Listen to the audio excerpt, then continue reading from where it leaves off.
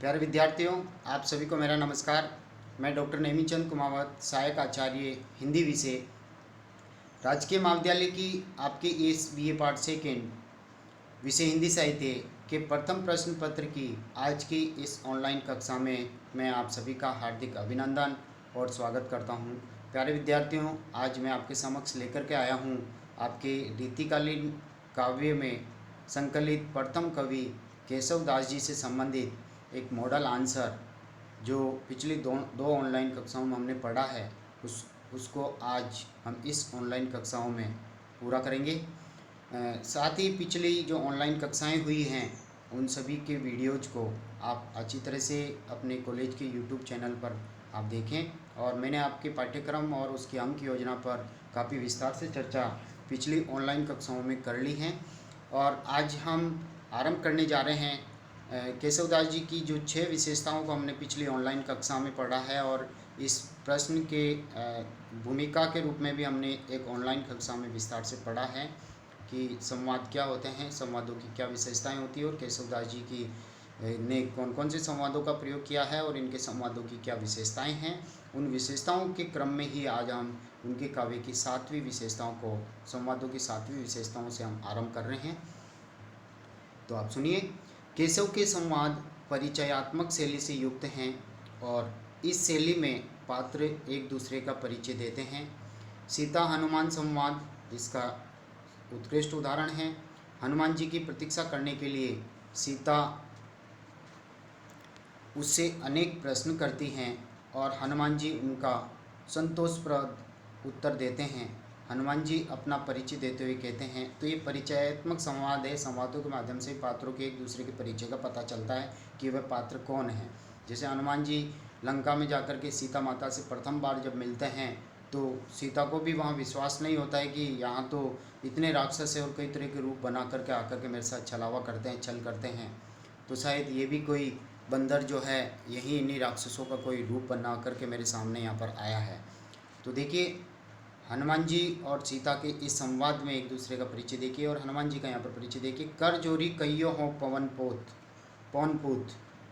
हनुमान जी कह रहे हैं हाथ जोड़ करके, कर यानी हाथ, जोरी यानी जोड़कर, कहियो हो पवन पुत्र, हो यानी मैं पवन पुत्र यानी पवन पुत्र, हे माता मैं पवन पुत्र हनुमान हूँ।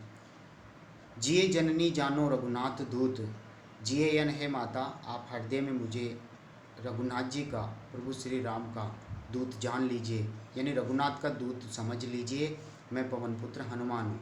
सीता को विश्वास नहीं होता तो सीता पुनः प्रश्न करती है, रघुनाथ कौन है रघुनाथ जिसके तुम दूत बन के आए हो? तो हनुमान जी उत्तर देते हैं, दशरथ नंद, अर्थात जो दशरथ, राजा दशरथ के जो नंद पुत्र हैं, मैं उनका दूत हूँ। सीता को फिर विश्वास नहीं होता तो वापस पूछती है, प्रश्न करती है उन्हीं के वंश के बारे में, दशरथ कौन, अर्थात दशरथ कौन है? तो हनुमान जी उत्तर देते हैं, अज तनय चंद। देखिए यहाँ पर दो शब्दों में, एक शब्दों में प्रश्न और उत्तर आ रहे हैं। बहुत ही अधिक सफलता केशव दास जी को इन संवाद योजना में मिली है। राजा अज के पुत्र राजा दशरथ हैं और दशरथ के ही पुत्र प्रभु श्री राम हैं, जिनका मैं दूत बन करके आपके समक्ष आया हूँ। फिर सीता देखिए वापस प्रश्न करती हैं, के कारण पठे यही निकेत, अर्थात इस घर में, यहाँ पर, इस भूमि पर, लंका में किस कारण तुम्हें यहाँ पर भेजा गया, पठे यानी भेजा गया है। हनुमान जी उत्तर देते हैं बड़ी समझदारी से और संतोषप्रद, देखिए भावों में, निज लेन देन संदेश हेत। निज यानी उनका खुद का संदेश यहाँ आपके पास पहुँचाने के लिए और आपका संदेश ले जाने के लिए मुझे यहाँ पर भेजा गया है। एक संदेशवाहक बना करके प्रभु राम ने मुझे आपके पास भेजा है। सीता को फिर विश्वास नहीं होता तो वापस वह प्रश्न करती हैं, कुछ रूप शील शोभा स्वभाव कछु रघुपति के लक्षण बताओ, यानी यदि तुम उनके दूत हो तो उनके गुणों के बारे में कुछ मुझे बताओ, उनका रूप कैसा है, उनका सौंदर्य कैसा है, शील वो उनकी मर्यादा है, मर्यादा के बारे में, शोभा सुंदरता के बारे में, स्वभाव के बारे में कुछ मुझे बताओ, तब मुझे विश्वास होगा। कच्चू रघुपति के लक्षण बताओ, कुछ तो प्रभु श्री राम के लक्षणों के बारे में बताओ, तब मुझे पता चला कि तुम वास्तविक रूप में ही प्रभु श्री राम के दूत बन के यहाँ पर आए हो। तो ये जो दोनों के बीच में जो वार्तालाप है बहुत ही उत्कृष्ट कोटि के ये संवाद हम कह सकते हैं। पात्रों का एक दूसरे का परिचय कराते हुए ये संवाद आपके समक्ष है। अगली जो 8वीं विशेषता है वो है प्रसंगानुकूल संवाद योजना। प्रसंगों के अनुकूल केशव की संवाद योजना है। केशव एक दरबारी कवि थे जिन्होंने राजनीति के दांव पेंच देखे थे तथा स्वयं राजनीति के शिक्षक भी थे।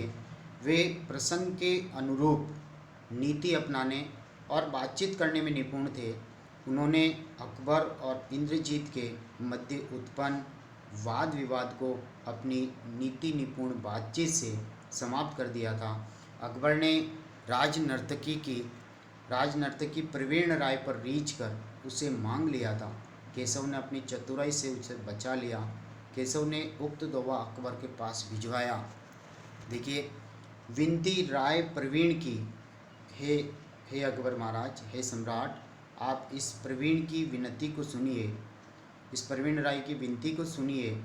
शाह सुजान, हे सम्राट, हे शाहजहाँ, शहंशाह, आप तो सुजान है, आप तो ज्ञानी, आप तो चतुर है, उनकी विनती, उनकी प्रार्थना को सुनिए। झूठी पतुरी, वे तो झूठी बातों पे विश्वास करने वाली है, भकत है, ऊटपटांग बातें करती है। बायस स्वान, बारी की तरह, बायस कौवे की तरह और स्वान कुत्तों की तरह हैं। तो आप उसकी प्रार्थना को सुनिए, उसको प्राप्त करने से कुछ हासिल नहीं होगा। इस तरह के संवाद यहाँ प्रसंगानुकूल संवाद है, प्रसंग के अनुकूल हैं। केशवदास जी ने प्रवीण राय को अपनी चतुरता से बचाया था। अगला जो संवाद योजना का जो केशवदास जी की जो विशेषता है वो है प्रश्नोत्तर मूलक संवाद, यानी प्रश्न और उत्तर दोनों वही संवादों में ही हैं। देखिए, केशव ने अपनी संवाद योजना में प्रश्नों और उत्तरों की जड़ी सी लगा दी हैं। हनुमान रावण संवाद ऐसा ही है। दूसरी तरफ परशुराम जी और वामदेव जी के बीच जो संवाद हुआ था वो भी इसी तत्व से युक्त हैं। परशुराम जी और वामदेव जी के संवाद यहाँ देखिए द्रष्टव्य है। परशुराम जी कह रहे कि ये कौन को दल देखिए, अर्थात ये किसका दल दिखाई दे रहा है। वामदेव जी उत्तर देते हैं, ये राम के प्रभु लेखिए, ये तो प्रभु श्री राम ही दिखाई दे रहे हैं। परशुराम फिर प्रश्न करते हैं कि ही कौन राम ने जानियो, अर्थात ये कौन राम है, इसके बारे में मैंने तो अभी तक नहीं जाना। वामदेव जी उत्तर देते हैं, सर ताड़का जिन मारियो, अर्थात अपने तीक्ष्ण बाण से जिसने ताड़का का वध किया था वही ये श्री राम हैं, उसको यही उनका परिचय है। इसी तरह रावण और हनुमान जी के बीच में भी जो प्रश्नोत्तर चलता है, रे कपि कौन तू, जब हनुमान जी को बंदिश बना करके रावण के दरबार में प्रस्तुत किया जाता है तो रावण वहाँ उनसे प्रश्न करते हैं, रे कपि कौन तू, अर्थात ये बंदर तू कौन। हनुमान जी उत्तर देते हैं, अच को घातक दूत बलि रघुनंदन जू को, अर्थात तेरे पुत्र अक्षय कुमार को मारने वाले पराक्रमी प्रभु श्री राम का मैं दूत हूँ। वो रघुनंदन रे, रघुनंदन कौन। इस तरह से अभी ऊपर वाले उदाहरणों में हमने इस पूरे पद की व्याख्या आपके सामने रखी है, भावार्थ आपको समझाया। इस संवाद योजना पर मैंने अभी विस्तार से टिप्पणी की है, आप उसका भी एक बार पुनः अवलोकन कर लें। अब चलते हैं हम 10वीं विशेषता की ओर। केशवदास जी की संवाद योजना की 10वीं विशेषता है व्यंग्यात्मक संवाद। इनके संवादों में पात्र एक दूसरे के ऊपर व्यंग्यात्मक शैली में बातचीत करते हैं। देखिए, केशव के ऐसे संवाद अपेक्षाकृत रुचिकर और प्रभावकारी हैं। इनमें वैचित्र्य व चमत्कार दर्शनीय हैं। अंगद रावण एवं परशुराम लक्ष्मण के संवादों में ये विशेषता दिखाई देती है। यहाँ राम और परशुराम जी का ही संवाद देखिए।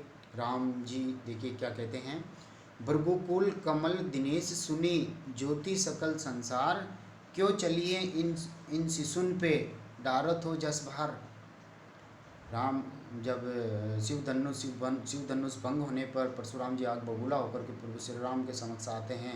राम और लक्ष्मण के समक्ष जहाँ ये धनुष भंग सीता के स्वयंवर का ये आयोजन हुआ था और परशुराम जी यहाँ सामने हैं और राम यहाँ उत्तर दे रहे हैं परशुराम जी के प्रश्नों का। हे भृगुकुल, भृगुवंश के स्वामी, कमल दिनेश सुनी, भृगुकुल के कमल हैं, अब तो शोभा हैं, अब तो सूर्य हैं। सुनिए, ज्योति सकल संसार, आपसे आपकी रोशनी से तो सारा संसार जगमगा रहा है। क्यों चलिए इन शिशुन पे, इन शिशुओं पर, इन बच्चों पर, इन राजकुमारों पर आपने क्यों चढ़ाई कर दी? क्यों बार बार अपने फरसे को दिखा करके आप संहार करने पे उतारू हो गए हैं?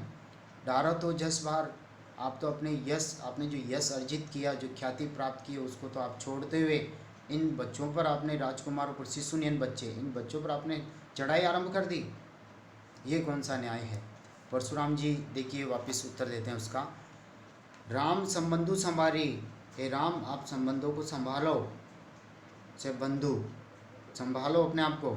छोड़त हो सर प्राण हर, आप तो संबंधों को तो संभालो, आप छोड़त हो सर प्राण, आप तो बाण इस तरह से छोड़ रहे हो हरियन महादेव। देहूँ हत्यारन डारी, हाथ समेटन बेगी दे, अर्थात में मेरे जो हत्यारे हैं प्रभु, मेरे शिव जी के ऊपर जो बाण चलाने का जो दुस्साहस कर सकते हैं, यानी उनके धनुष को जो तोड़ने का दुस्साहस जिसने किया, उस हत्यारे को मैं छोड़ दूं और अपने हाथों को समेट लूं। उल्टा आप अपने हाथों को समेट के मेरी शरण में आ जाएं। इसी तरह का व्यंग्यात्मक संवाद के साथ ही हम अगली संवाद की विशेषता की ओर आगे बढ़ रहे हैं, वो है आध्यात्मिक संवाद। केशव ने कुछ संवादों में आध्यात्मिक तत्वों का विश्लेषण भी किया है। कोई दो पात्र परस्पर आध्यात्मिक विषयों पर वार्तालाप करते हैं तो उनसे जिज्ञासा वृत्ति शांत होती है। राम वशिष्ठ संवाद इसी प्रकार का है। राम गुरु वशिष्ठ से मुक्त जीवों की परिभाषा पूछते हैं, तब वशिष्ठ जी इस तरह उत्तर देते हैं। देखिए, राम के पूछते हैं, प्रश्न करते हैं, जीव बंधे सब अपनी माया, ये सारे जीव तो सभी अपने अपने बंधनों में, मोह माया में बंधे हुए हैं। किने कुकर्म मानो बचकाया, ये कुकर्म करते जाते हैं और ऐसा लगता है कि कुकर्म करते करते भी ये बचते जाते हैं। जीवन वित्त प्रबोधन आनो, और इस संसार में वित्त संपत्ति इनके लिए सब कुछ हैं, उनसे ही प्रेरित होकर के रात और दिन ये धन कमाने में लगे हुए होते हैं। जीवन मुक्त को मर्म बखानो, हे गुरुवर ये जीवन कैसे इनका मुक्त होगा, कैसे इनको मोक्ष प्राप्ति होगी, इसके रहस्य को तो आप मुझे बताइए। वशिष्ठ जी, गुरु वशिष्ठ जी यहाँ पर राम को समझाते हुए उत्तर दे रहे हैं। बाहर हूँ अनि शुद्ध ही ये हूँ, यानी बाहर से भले ही कैसे ही व्यक्ति हो, उसका हृदय अंतरतम से अंतरात्मा यदि उसकी शुद्ध है। जय ने लगत कर्म किए हूँ, और फिर भले ही वो बाहर से कैसे ही कर्म कर लें, कुकर्म कर लें, कैसे ही कर लें, लेकिन अंतरात्मा उसकी पवित्र पावन है। ताकम जीवन मुक्त बकानो, उससे ही उसका जीवन मुक्त होगा, यही वर्णन किया जाता आ रहा है। प्यारे विद्यार्थियों, केशवदास जी की इन संवाद योजनाओं पर आधारित हमने 11 बिंदुओं पर विस्तार से चर्चा की है, और परीक्षा में ये अति महत्वपूर्ण प्रश्न आपके बनता है। हर एक साल छोड़ करके, 1-2 साल छोड़ के ये प्रश्न परीक्षा आपकी मुख्य परीक्षाओं में आ ही जाता है, इसलिए मैंने एक मॉडल आंसर बना करके आपके समक्ष रखा है। और अब हम इसके निष्कर्ष की ओर आगे बढ़ते हैं। इस प्रकार केशव की संवाद योजना पर दृष्टि डालकर अवलोकन करने से स्पष्ट होता है कि केशव की संवाद योजना अत्यंत उत्कृष्ट एवं बेजोड़ है। इनके संवादों में सहजता है, स्वाभाविकता है, पात्रानुकूल भाषा है या पात्रानुकूल ये संवाद हैं, प्रसंगानुकूल ये संवाद है, प्रसंग अनुकूल ही उन्होंने संवाद रचे हैं। ये संक्षिप्तता इनमें मौजूद है, शब्दों की कसावट यहाँ है, वक्रता, घुमा फिरा करके बात करने की कला इसमें मौजूद है, नाटकीयता इसमें है, चरित्र का उद्घाटन करने की क्षमता से संवाद युक्त हैं, आदि कई विशेषताएं इन संवाद केशव की संवाद योजना में हमें मिलती हैं। निश्चय ही रामचंद्रिका नामक प्रबंध काव्य की संवाद योजना अत्यंत प्रशंसनीय है। उनमें सर्वत्र सजीव चेतना विद्यमान है। केशव की मौलिकता तथा शिल्प चमत्कार से संवाद योजना में अनूठापन आ गया है। इनका प्रस्तुतिकरण ही मौलिकता और विशिष्टता का परिचायक हैं। केशव के संवादों से कथानक में नाटकीयता, रोचकता, प्रवाह और आकर्षण का समावेश हुआ है। कहीं कूटनीति, कहीं शिष्टाचार, तो कहीं निर्भीकता का परिचय भी इनमें मिलता है। इनके संवाद अत्यंत संक्षेप, सारगर्भित और जिज्ञासामूलक हैं। इन्होंने व्यावहारिक ज्ञान, ये व्यवहार थोड़ा अशुद्ध है, इसको व्यय की जगह व्या कर दें, व्यावहारिक इक प्रत्यय लगने पर ये प्रथम स्वर इसका आ हो जाता है। व्यावहारिक ज्ञान और अपनी वाक्पटुता का परिचय दिया है। वास्तव में ऐसे कलात्मक संवाद हिंदी का कोई अन्य कवि नहीं लिख सका है। अतः निर्विवाद रूप से ये सच है कि केशव को सर्वाधिक सफलता संवादों में मिली है। और ये जो कथन है आचार्य रामचंद्र शुक्ल जी का है, जो इनकी संवाद योजना से गुजरने पर पूर्णतः चरितार्थ होता है। प्यारे विद्यार्थियों, हाल ही की इन 3 ऑनलाइन कक्षाओं में मैंने इस मॉडल आंसर को आपके सामने रखा है। विस्तार से इसको मैंने समझाया है, सटीक उदाहरणों के माध्यम से मैंने आपके सामने चर्चा रखी है और आप इसको अच्छी तरह से तैयार कर लें। आपके 18 अंकों का ये प्रश्न आएगा, क्योंकि जो आपके इस पाठ्य पुस्तक से 3 आलोचनात्मक प्रश्न होंगे 18 अंकों के, सॉरी 16 अंकों के, 16 अंकों के 3 प्रश्न आएंगे, 3 आलोचनात्मक प्रश्न, जिसमें मैंने आज एक मॉडल प्रश्न आपके समक्ष रखा है। और 8 अंक की 3 व्याख्याएं आपके होगी, 24 अंकों की 3 व्याख्याएं होगी। साथ ही जो 16 अंकों का प्रश्न बनता है, अलंकार संप्रदाय, रस संप्रदाय और रीति संप्रदाय, साथ ही नायक नायिका भेद, इनके ऊपर मैंने 16 अंकों का प्रश्न आपको पिछली ऑनलाइन कक्षाओं में पढ़ा दिया है। साथ ही एक प्रश्न 12 अंकों का आपके बनता है, जो रीतिकालीन काव्य के इतिहास से संबंधित है।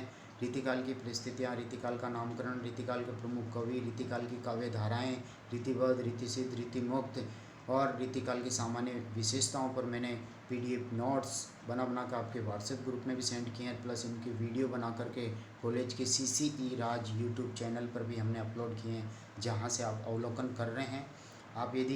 आप में से कोई विद्यार्थी यदि पहली बार इन वीडियो को देख रहे हैं तो आप सब्सक्राइब जरूर करें, साथ ही इनको लाइक करें।